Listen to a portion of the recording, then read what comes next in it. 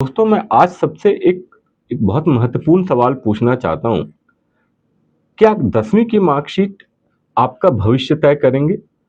क्या ये जो 85-90% वाले बच्चे हैं वही जीवन में सक्सेसफुल हो सकते हैं और ये जो 60-65%, 70% वाले बच्चे हैं वो पीछे रह जाएँगे? और उससे भी एक ज़्यादा महत्वपूर्ण सवाल, क्या साइंस लेकर पढ़ना सक्सेस की गारंटी है? दोस्तों, मैं हूँ डॉक्टर रजनीश कर्ण और मैं पिछले 25 सालों से एजुकेशन सेक्टर में काम कर रहा हूँ। अगर आपके मन में भी ऐसे कुछ सवाल आ रहे हैं, तो इस वीडियो को शुरू से लेकर आखिरी तक आप ज़रूर देखिए, जिससे कि करियर सिलेक्शन को लेके या स्ट्रीम सिलेक्शन को लेकर जो आपको कन्फ्यूज़न है, उसको आप दूर कर सकें।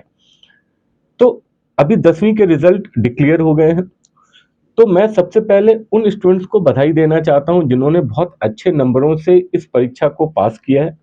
लेकिन वैसे स्टूडेंट जिनको बहुत अच्छे नंबर नहीं आ पाए या जो फेल हो गए हैं, उनको उदास होने की आवश्यकता नहीं है। सरकार ने ऐसे बहुत सारे ऑप्शंस रखे हैं कि जहाँ पे बच्चा दोबारा जो है वो अपने परसेंटेज को इम्प्रूव कर सकता है या पास कर सकता है। जैसे सीबीएसई भी अभी दूसरा एग्जाम कराने वाली है, तो आप उसमें जरूर अपीयर हो। और अगर आपके मार्क परसेंटेज बहुत अच्छे नहीं हैं, आप सिर्फ परसेंटेज इंप्रूव करने के लिए एग्जाम देना चाहते हैं तो दे सकते हैं, लेकिन उसकी कोई जरूरत नहीं है। 10वीं के परसेंटेज जो है आपका कैरियर डिसाइड नहीं करता है। बहुत सारे ऐसे केसेस मैंने देखे हैं कि बच्चे की तैयारी बहुत अच्छी थी, लेकिन एग्जाम से एक दिन पहले वो अच्छे से नहीं सो पाए, तो रात भर जगे होने की वजह से वो एग्जाम में अच्छा परफॉर्म नहीं कर पाए। आपने जो साल भर में सीखा है, अगर आप उसको 3 घंटे में बहुत अच्छे से एक्सप्रेस नहीं कर पाते, तो उनके भी परसेंटेज कम आए। लेकिन ऐसे बहुत सारे आपको रियल लाइफ एग्जांपल्स आपको देखने को मिलेंगे, और मैं बता भी सकता हूँ जो स्कूल में काफी एवरेज स्टूडेंट थे या उनके परसेंटेज काफी कम थे, लेकिन वो जीवन में बहुत अच्छा कर पाए। तो ऐसा नहीं है कि आपके अगर 10th के परसेंटेज कम है तो आपका जीवन जो है वो यहाँ खत्म हो गया। ये कोई लाइफ एंडिंग प्रोसेस नहीं है, यहाँ से आपका कैरियर डिसाइड नहीं होता है।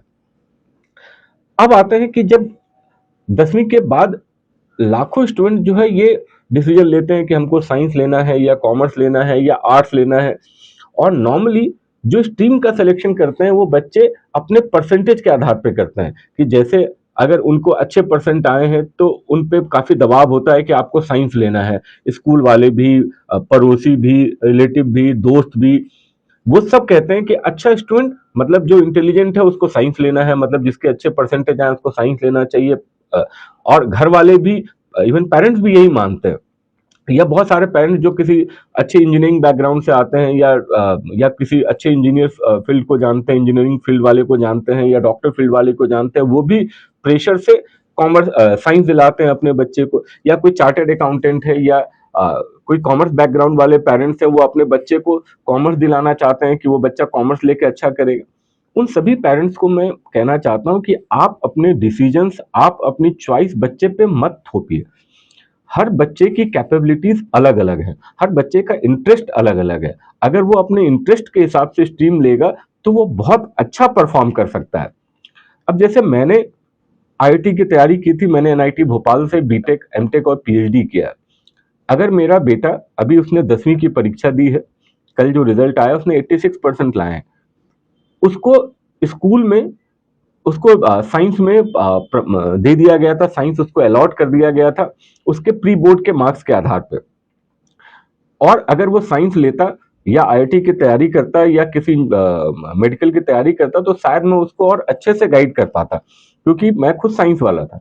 लेकिन जब मैंने उससे अभी इन छुट्टियों में बात की या उसके इंटरेस्ट को समझा, तो मुझे ऐसा लगने लगा कि अगर मैं इसको साइंस दिलाता हूँ तो ये इसके साथ जाती होगी। इसका जो इंटरेस्ट है, उससे जो बात करके मैंने बहुत सारे सवाल पूछे और उसको मैंने कॉमर्स लेने के लिए मोटिवेट किया, और अब वो कॉमर्स स्ट्रीम लेके पढ़ेगा। इवन स्कूल वाले भी बड़े आश्चर्यचकित थे कि सर, इसका जब सिलेक्शन हमने साइंस में कर दिया है तो फिर आप इसको कॉमर्स क्यों दिला रहे हैं।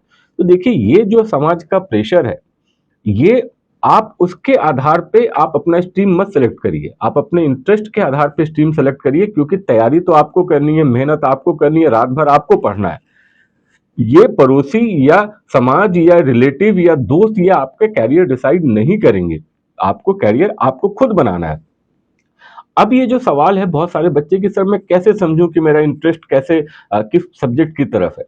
तो सबसे पहले आप तो अपनी आंखें बंद करिए और आप सोचिए कि आपको क्या करना अच्छा लगता है। अगर मैं डेली लाइफ के प्रैक्टिकल एग्जांपल से बताऊं कि जैसे अगर आप कभी मोटरसाइकिल से या बाइक चला के आप कहीं जा रहे हैं या कार चला के जा रहे हैं, कभी मान लिया कार में खराबी आ गई या बाइक में खराबी आ गई और मैकेनिक उसको ठीक कर रहा हो, तो क्या आपको ऐसी क्यूरियोसिटी रहती है कि हम देखें कि वो मैकेनिक क्या कर रहा है, सामने खड़े होके इंजन कैसे काम करता है, पिस्टन कैसे मूव करता है? या फिर कभी आपको ऐसी क्यूरियोसिटी, घर में कभी लाइट नहीं है या लाइट खराब हो गई है या टीवी खराब हो गया है, तो आप जो है तुरंत मोबाइल पे वीडियो देखने लगते हैं कि अच्छा ऐसा ऐसी समस्या का क्या समाधान है, या आप साइंस रिलेटेड वीडियोस देखना ज़्यादा पसंद करते हैं, या आपको किसी तरीके के केमिकल रिएक्शंस में बहुत ज़्यादा इंटरेस्ट है, आपको मैथ्स जब आप पढ़ते हैं तो आपको बहुत मज़ा आता है, तारों में बहुत ज़्यादा इंटरेस्ट है। इस तरीके का अगर आपका ऑब्जर्वेशन है तो आपका माइंडसेट जो है वो इंजीनियरिंग वाला है। अब या आपका माइंडसेट जो है वो साइंस वाला है, ऐसा कहें कि साइंस या इंजीनियरिंग या मेडिकल की तरफ आप जा सकते हैं।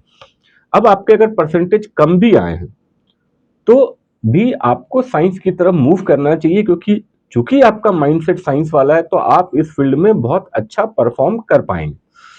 अब अगर आपको अ, आपका इंटरेस्ट जो है बिजनेस की तरफ है, आप किसी शॉपकीपर को देखते हैं और आपके मन में सवाल आता है, अरे वो कितना कमाता होगा, या कभी आप शेयर मार्केट की न्यूज़ सुनते हैं तो आपको बड़ा फैसिनेट कि शेयर मार्केट में प्राइस बहुत ऊपर की तरफ जा रहे हैं, या किसी कंपनी को इतना प्रॉफिट हुआ है, या एक कंपनी ऐसे लॉस में आ रही है, या फिर आप कभी आसपास ऐसा कोई बिजनेस करने का सोचते हैं या किसी बिजनेसमैन की सक्सेस स्टोरी को पढ़ते हैं या उसको एंजॉय करते हैं।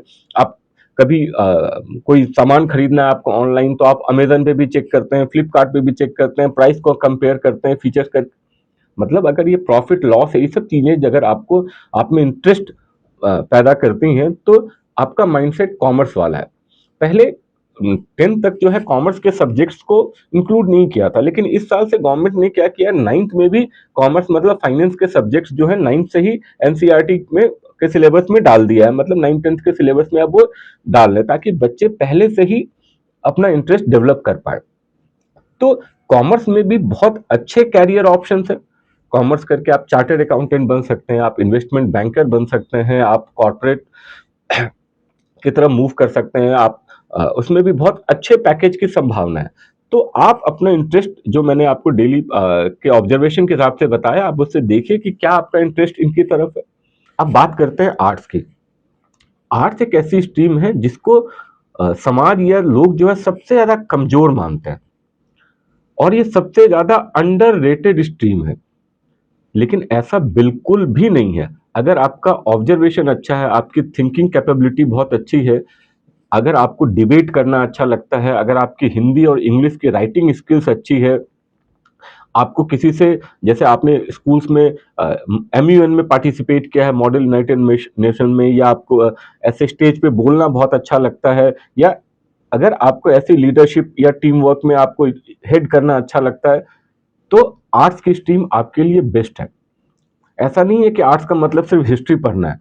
हाँ, हिस्ट्री में इंटरेस्ट है या स्टोरीज में इंटरेस्ट है, ज्योग्राफी में, जियो पॉलिटिक्स में या इंडियन पॉलिटिक्स में, इन सब चीजों में अगर आपको इंटरेस्ट है तो आर्ट्स स्ट्रीम आपके लिए बेस्ट है। चाहे आपके परसेंटेज बहुत अच्छे भी आए हों तो भी आप प्रेशर में आके साइंस न लें, आप आर्ट्स की तरफ जाएं। आर्ट्स से भी बहुत अच्छे कैरियर, आप आईएएस बन सकते हैं, आईपीएस बन सकते हैं, साइकोलॉजिस्ट बन सकते हैं, आप लॉयर बन सकते हैं। लॉयर का मतलब ये नहीं कि आपको कोर्ट में जाकर प्रैक्टिस ही करनी है, आप कॉर्पोरेट लॉयर बन सकते हैं। ऐसे कितने सारे कॉर्पोरेट लॉयर हैं जिनकी सैलरी जो है डॉक्टर्स इंजीनियर से ज्यादा होती है ना।